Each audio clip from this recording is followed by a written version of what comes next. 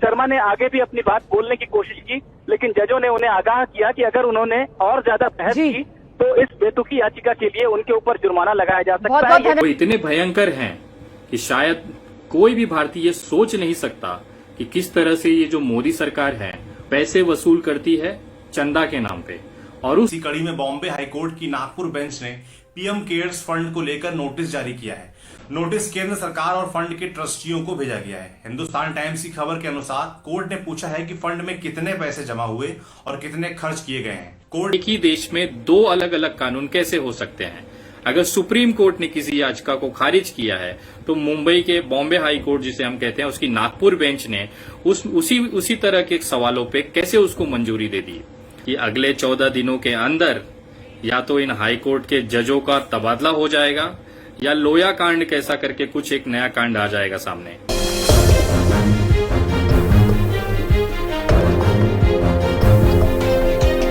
नमस्कार दोस्तों, मैं विनय दुबे मुंबई से। आज का जो वीडियो है वो शायद ही भारतीय जनता पार्टी को पसंद ना आए, क्योंकि आज मैं जो खुलासे करने जा रहा हूं वो इतने भयंकर हैं कि शायद कोई भी भारतीय सोच नहीं सकता कि किस तरह से ये जो मोदी सरकार है वो जनता को मदद के नाम पे इमोशनल करके पैसे वसूल करती है चंदा के नाम पे। और उस चंदों का आखिर होता क्या है ये आज तक किसी को नहीं पता चलता है।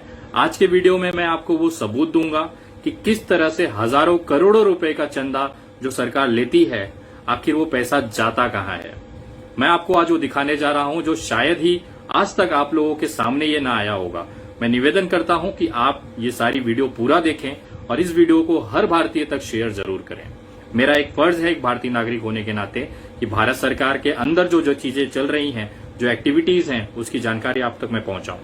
सबसे बड़ा सवाल, अगर आप इस मोदी सरकार से सवाल पूछते हैं या तो आपको जेल में डाल दिया जाता है। अगर फिर भी अगर आप हिम्मत करके इन सरकार से सवाल पूछने के लिए अदालत में जाते हैं तो आपको अदालत में किस तरह से बर्ताव किया जाता है उसका एक छोटा सा वीडियो मैं आपको दिखाना चाहता हूं।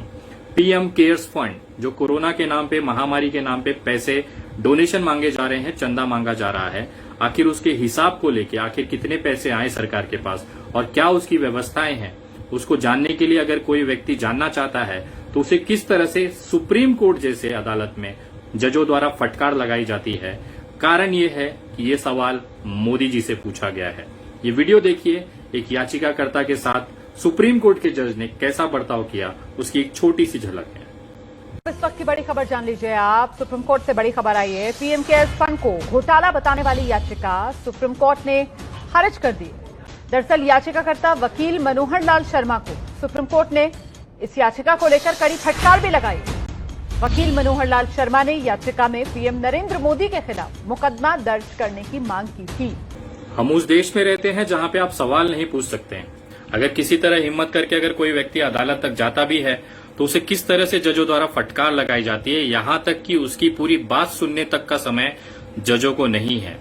लेकिन कोई भी व्यक्ति इतनी आसानी से नहीं हार सकता। ये भारत है, यहाँ पे एक से एक व्यक्ति पड़े हुए हैं जो किसी भी हद तक जाके अपनी आवाज बुलंद करते हैं।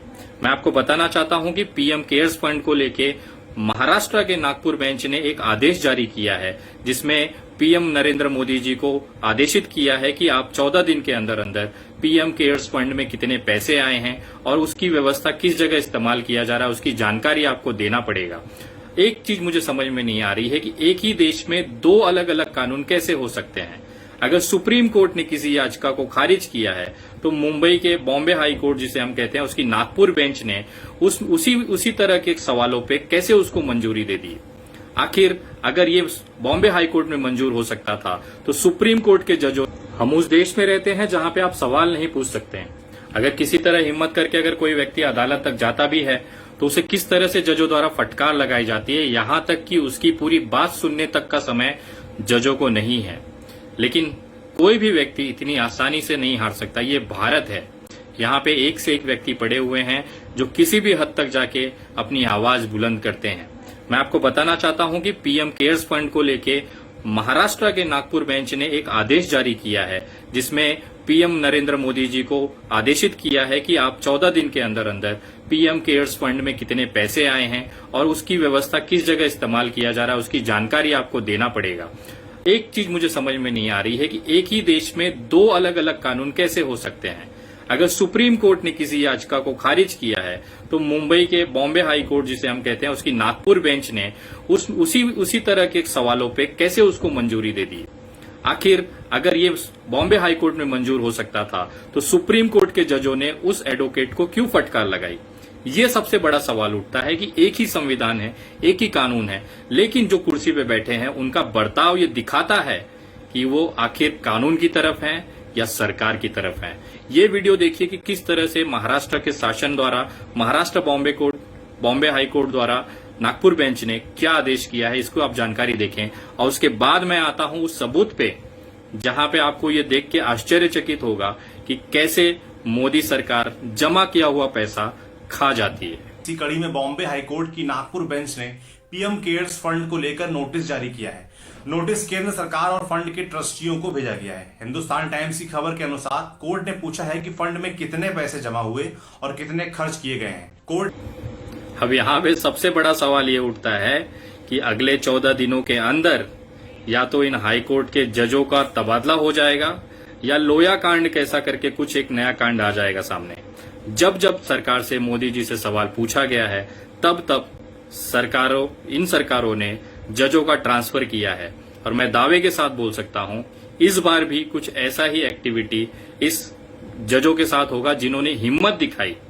अब वो समय आ गया है कि हमें इन जजों के साथ खड़ा रहना हमारा फर्ज बनता है, क्योंकि ये इकलौते ऐसे लोग बचे हुए हैं जो अभी भी असली जो न्यायिक प्रक्रिया है उस पर काम करते हैं, विश्वास करते हैं, और उसके बदले में इनको मिलता है केवल तबादला।